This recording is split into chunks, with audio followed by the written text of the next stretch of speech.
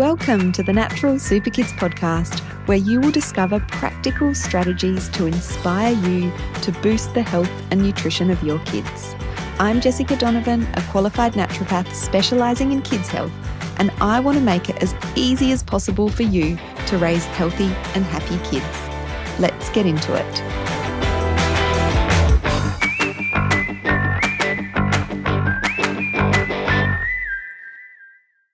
Hello, Jessica Donovan here.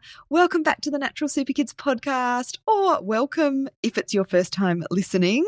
Today we are diving into the fascinating world of the gut and the brain, more specifically that all-important gut-brain connection and how it relates to our children's health, particularly their mental health, their behaviour, their mood, their sleep, all of those brain-related kind of issues, conditions that we can see so commonly in children these days. So this is an area that there is a lot of research being done in, and so, there's more and more findings coming out.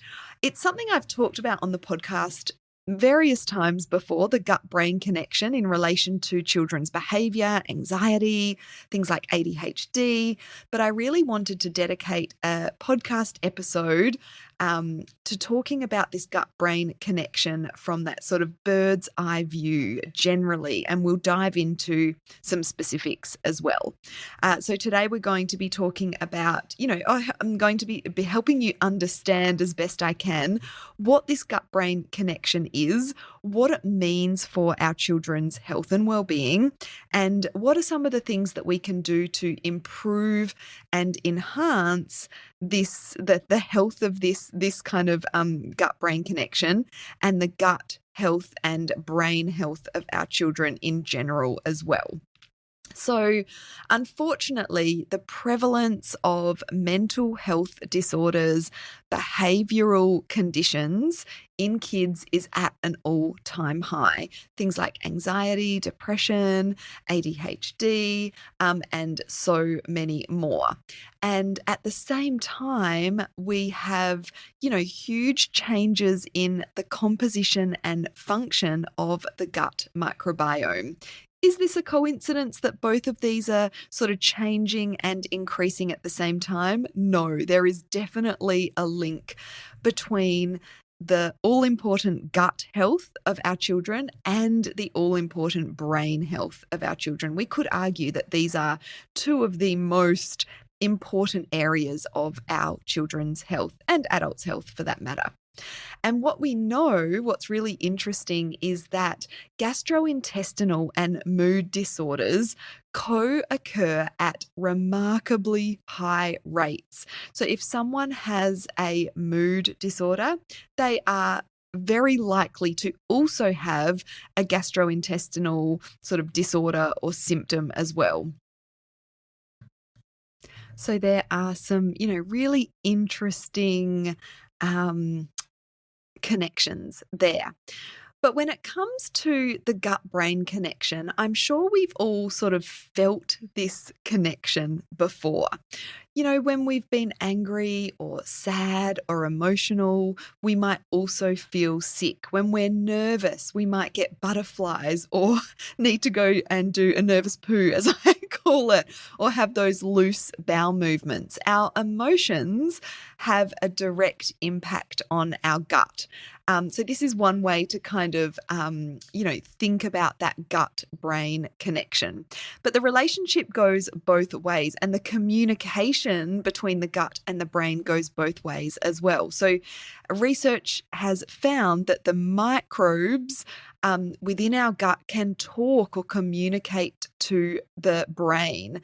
And this is thought to affect the production of neurotransmitters or brain chemicals. So things like serotonin and dopamine and GABA, which are essential to be in balance for good mental health. But when there is an imbalance in these chemicals, there is also often a lower diversity or a lower range of different bacteria in the gut microbiome. So we know that diversity is really important for our overall health, that gut microbiome diversity. But this sort of suggests that gut-brain connection has a part to play here as well. So that higher diversity within the microbiome has an important positive role on our brain health and our mental health as well. So improving that microbiome diversity could help to rebalance brain chemicals, improve mental health, and research suggests that using probiotic supplements can improve conditions such as anxiety, depression, bipolar, even schizophrenia. So we also know that our kids' mood affects their behavior, and same goes for adults. When our mood is not in a good place, or we have a mood disorder or condition, it can definitely affect our behavior in negative ways as well. So when our child's behavior is not ideal, or we're concerned about that, the gut can be involved here. And what we find over and over and over and over again here at Natural Super Kids, in terms of the families that we support, both in our one-on-one online consultations and in our Natural Super Kids Club membership program, is that when we address the gut, when we improve those digestive symptoms, mental health, mood, behavior, sleep can all improve as well. So, as I was talking about before, that microbiome diversity is super important. And what we know is that the diversity in general populations of our microbiome has halved since many, many, many years ago, back in the hunter-gatherer days. And there are so many factors that are influencing this narrower diversity, or this lack of diversity within the microbiome. Our diet that is lacking in fiber and phytonutrients that are so important for the microbiome. Our obsession with hygiene and sanitation, and the lack of exposure to different microbes, especially early on in life in children, is affecting their microbiome negatively as well. And then, of course, we've got, mode of birth, less children being breastfed. So children that are born vaginally and are breastfed have much higher diversity within their microbiomes. And we've got, antibiotic use, especially in early life, and so much more. So we have all of these factors that are affecting the microbiome diversity of our children and us in a negative way.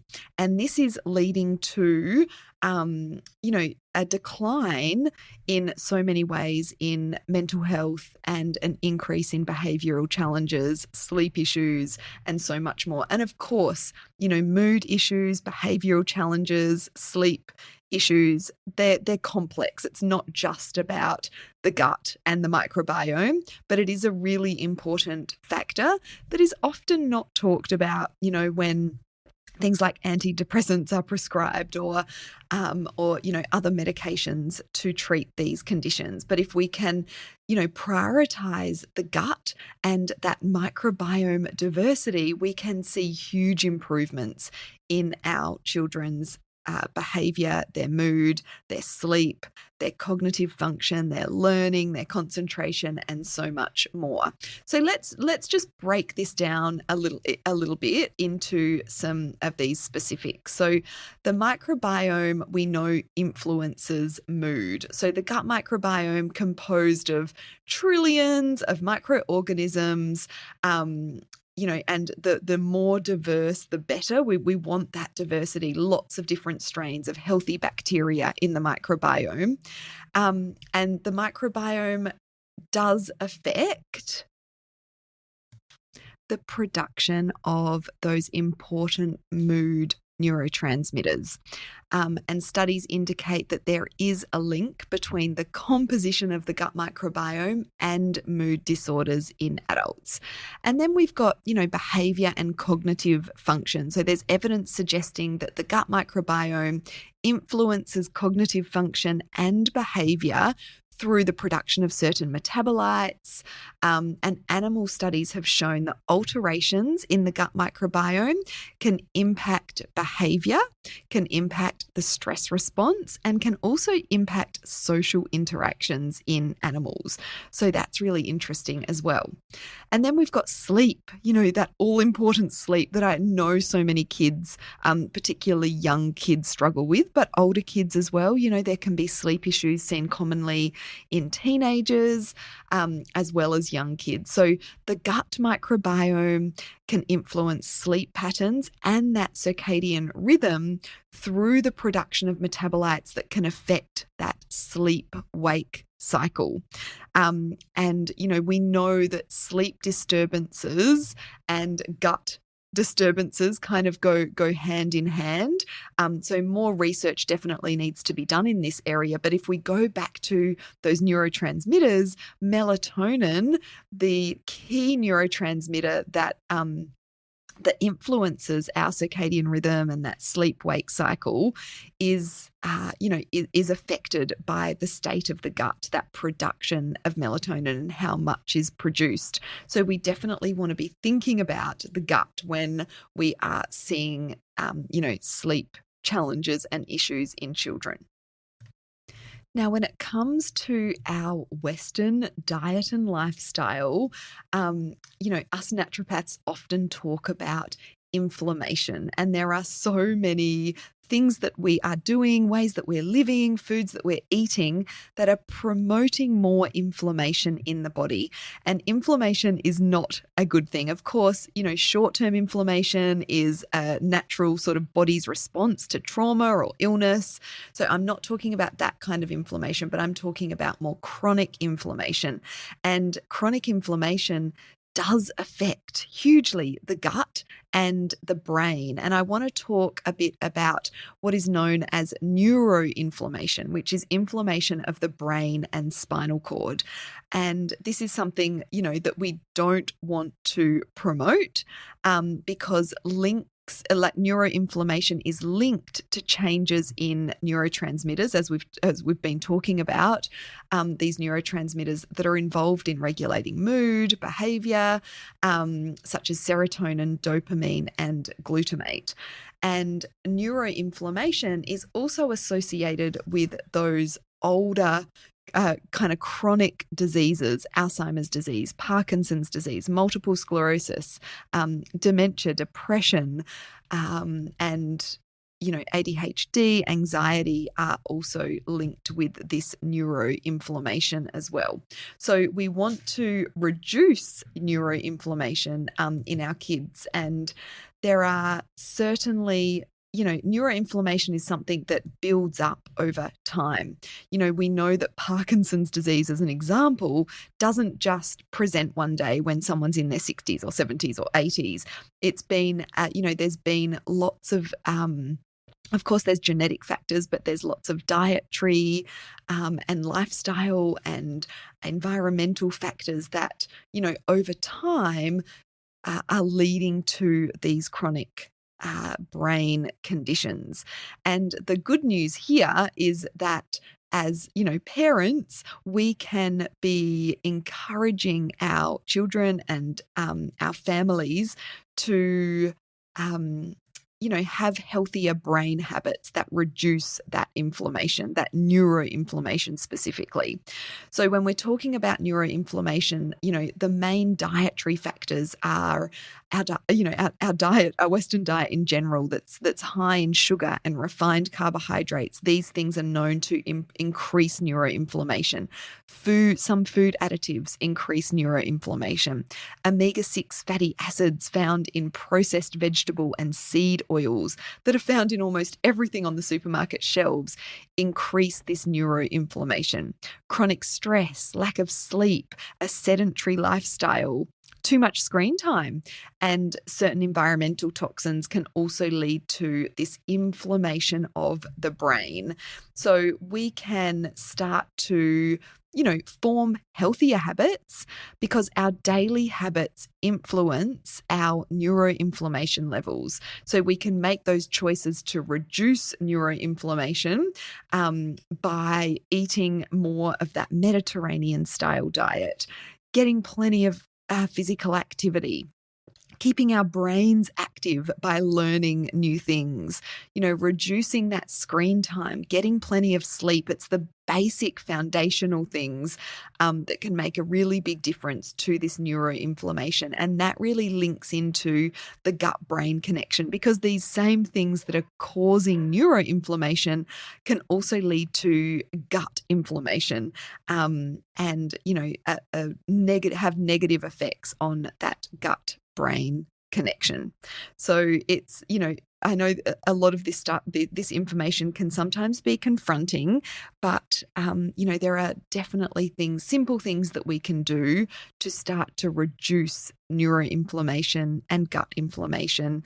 And there are many sort of positive side effects from these healthier habits that we can start to, put together or live by with our families.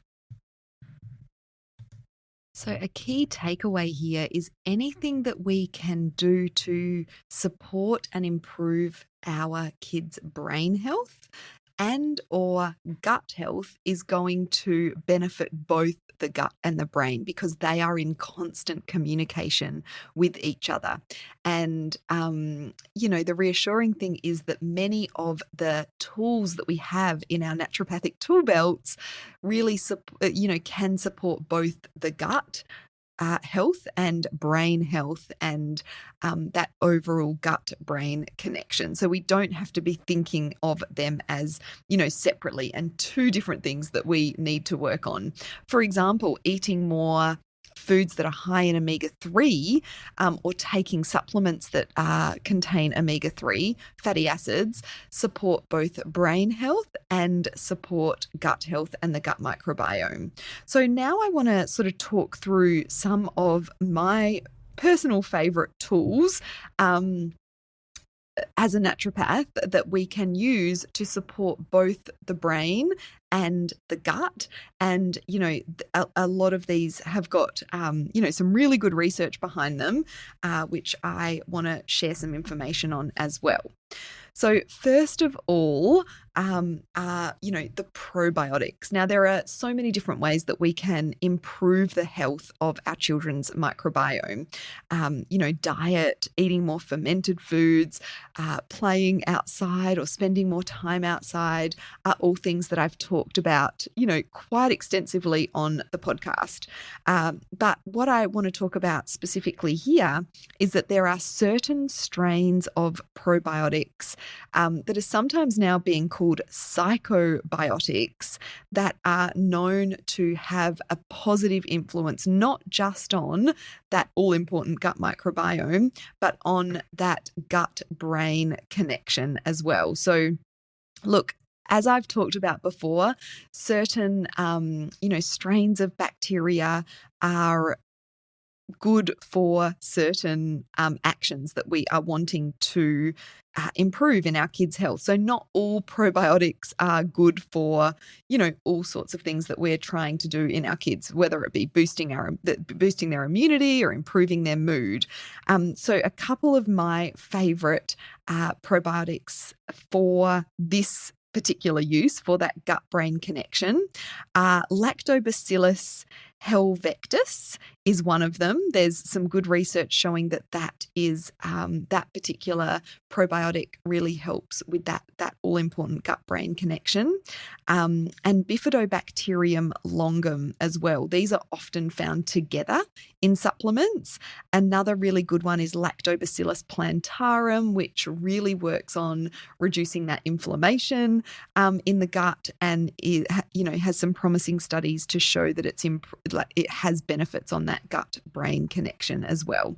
As always, I do recommend that you consult with a qualified professional. We can help you with that here at Natural Super Kids to make sure your child is taking the very best probiotic supplement for the uses that you are sort of wanting to achieve in them. But just know that there are strains of probiotics that are beneficial, specifically beneficial for, that gut-brain connection, mental health, mood, behavior, sleep in our children as well. And as always, when I'm talking about probiotics, we always need to be talking about prebiotics as well. So prebiotics are the fuel, the food for our probiotics.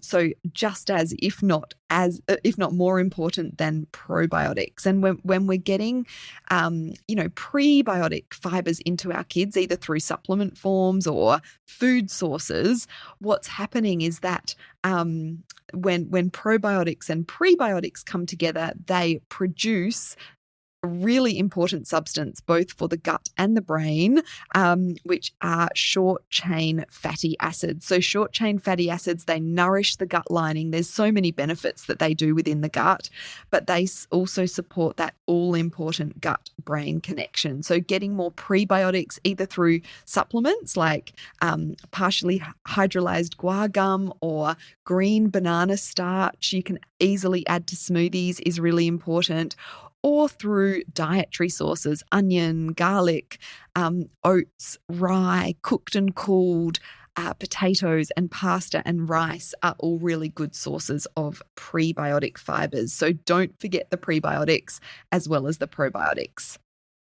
Another really useful tool, it's a herb, is saffron. Saffron is amazing in its ability to support both gut health and, even more importantly, brain health. So saffron you can find in supplement form. Obviously, you can add it to cooking as well. Very high in antioxidants. It helps to modulate the gut microbiome, and it has amazing benefits for the brain, for mood, for behavior. It has neuroprotective properties, so it's protecting the brain and the neurological system in general as well. And the great thing is you can, like one of the supplements that we regularly prescribe at Natural Super Kids, it is a practitioner-only supplement, but it does contain some of those psychobiotic probiotics as well as saffron. So you don't need to be taking millions of different supplements to get all of these things in. So saffron gets a big tick for supporting that gut-brain connection. As does vitamin D. Now, vitamin D, that sunshine nutrient, so important for so many different uses within our children's health and development. But specifically vitamin D, when it comes to the gut and the brain, it helps to reduce neuroinflammation. As I was saying, we definitely want to keep that as low as possible. So vitamin D helps to reduce neuroinflammation and inflammation in general. It helps to reduce blood-brain permeability as well. So there's like a filter that kind of separates the blood and the brain, because the brain is so important. This blood-brain barrier stops molecules from getting into the brain. And so vitamin D helps to protect that blood-brain barrier and reduce any sort of permeability or leaking of the blood-brain barrier. Vitamin D also supports serotonin production. It maintains that intestinal barrier, so reduces intestinal permeability as well. And a little known fact about vitamin D is that it supports microbiome diversity. And so that just, makes it even more important to get out in the fresh air and sunshine.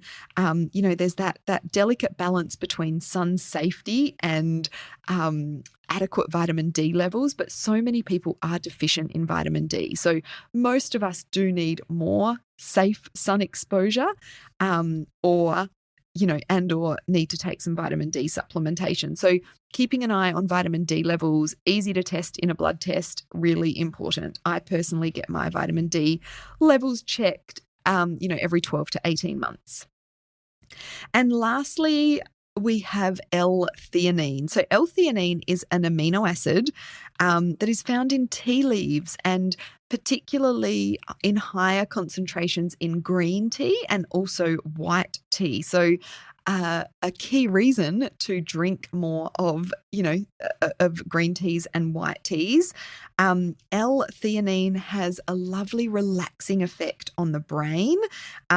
It also inhibits intestinal inflammation and protects against leaky gut. So L-theanine is something to think about, in increasing either in that green and white tea consumption or in supplement form if you're wanting to support that gut-brain connection and gut health and brain health generally as well. So that was a lot to cover in an episode. Hopefully that all made sense, and the key learnings here is that the gut and the brain are connected. When we work on improving or supporting the health of the gut, we also benefit the brain and vice versa. And I hope that's given you an understanding of the importance of the gut and the brain and that all important gut-brain connection, and also some of the things that you can do to support that area in your children or also in yourself as well. As always, I love to hear from our podcast listeners on Instagram. Come on over and reach out in the DMs on Instagram over at Natural Super Kids. We always share highlights from the podcast and talk about the podcast topics in different ways. So make sure you're following us over on Instagram. And yeah, I would love to hear from you. Any questions you have, any aha moments, and how you found this episode in general. Thanks so much for listening. And I will be back next week talking about the gut and skin connection for those of you who are interested in that topic. Bye for now.